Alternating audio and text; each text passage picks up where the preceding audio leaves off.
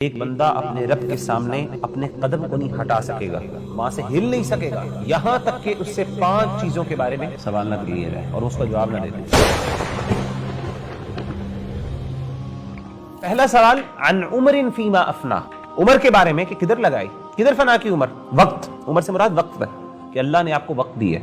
ہم سمجھتے ہیں کہ شاید ان چیزوں کے بارے میں سوال نہیں ہوگا، خدا کی قسم ایک پانی کا جو آپ گھونٹ پی رہے ہیں نا اور آپ کو اس سے راحت اور خوشی اور اطمینان مل رہی ہے، قیامت کے دن اللہ نے اس کے بارے میں بھی آپ سے سوال کرنا ہے۔ ثم لتسألن یومئذ عن النعیم، قیامت کے دن پھر تم سے جو اللہ نے نعمتیں دی ہیں اس کے بارے میں سوال ہوگا۔ اللہ کے رسول صلی اللہ علیہ وآلہ وسلم ایک دفعہ نکلے، حضرت ابوبکر بھی تھے ساتھ، حضرت عمر بھی تھے، آپ کے صحابہ تھے، ان کے پاس کھانے کے لیے کچھ نہیں تھا، پیٹ میں درد ہو رہی تھی بھوک سے۔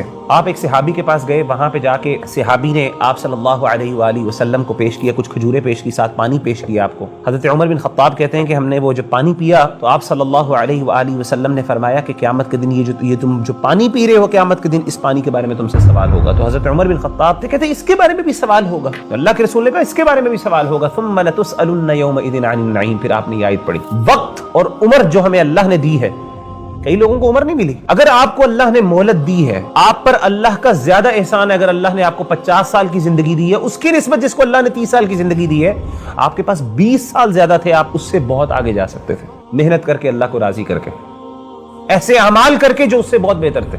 ایک ایک نعمت کے بارے میں، جس بندے کو اللہ نے انٹیلیجنس دی ہے، اس سے اس کی انٹیلیجنس کے بارے میں سوال ہوگا کہ تمہیں وہ میں نے انٹیلیجنس دی تھی جو اس کو نہیں دی تھی، تم بتاؤ اس کے ساتھ کیا کیا۔ اور دوسری چیز آپ صلی اللہ علیہ وسلم نے فرمایا کہ جن لوگوں کو اللہ نے جوانی کی عمر دی ہے، شباب کے بارے میں اسپیسیفکلی اللہ کے رسول صلی اللہ علیہ وسلم نے فرمایا کہ اللہ تعالیٰ سوال پوچھیں گے کہ تمہیں جوانی بھی دی تھی، تمہارے پاس وہ قوتیں تھی، تمہارے پاس وہ طاقتیں تھیں۔ جب انسان نوجوان ہوتا ہے، انسان کے پاس وقت بھی ہوتا ہے اور انسان کے پاس ہمتیں بھی ہوتی ہیں، حوصلہ بھی ہوتا ہے، دنیا کو فیس کرنے کے لیے ایسپریشنز بھی بہت زیادہ ہوتی ہیں۔ اللہ کہتے ہیں یہ آسمان و زمین اے انسان تمہارے لیے بنائی ہے۔ انسان کو کس کے لیے بنایا اللہ نے؟ اپنے لیے۔ تمام مخلوقات کو اللہ نے کس کے لیے میسر کر دیا؟ انسانوں کے لیے۔ لیکن انسان کا پرپس کیا کہ اپنے اللہ کو راضی کرنا تم نے۔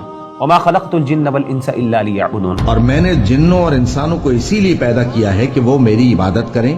آپ سے آپ کے انٹلیکٹ کے بارے میں سوال ہوگا، آپ کو اگر اللہ نے کچھ اسپیشل ریسورسز دیے ہیں ان کے بارے میں سوال ہوگا، جو دوسروں کو نہیں دیے، ایک ایک چیز کے بارے میں سوال ہوگا۔ آپ صلی اللہ علیہ وسلم نے فرمایا کہ مال کے بارے میں سوال ہوگا، اور مال کے بارے میں 2 سوال ہوں گے جناب، من این اکتسبہ وفیما انفقہ، کہاں سے لیا اور کہاں پہ خرچ کیا۔ اور 5واں سوال وعن علم فیما عمل، وہ علم کے بارے میں سوال ہوگا کہ اس پہ عمل کتنا کیا۔ جہاں پہ اللہ تعالیٰ اہل علم کو ویلیو اور آنر کرتے ہیں، وہاں پہ ان کی پکڑ بھی سخت ہے۔ بھائی قل هل يستوي الذين يعلمون والذين لا يعلمون، کیا وہ لوگ جو علم رکھتے ہیں اور جو نہیں رکھتے وہ برابر ہے؟ نہیں، بالکل نہیں برابر۔ ایک بندے کے لیے سب سے بڑی کامیابی کی بات یہ ہے کہ دنیا سے جب وہ رخصت ہو تو اس کو یہ احساس غالب کہ میں نے دنیا کے اندر کچھ حاصل کر لی، اور یہی سب سے بڑی سکسیس ہے۔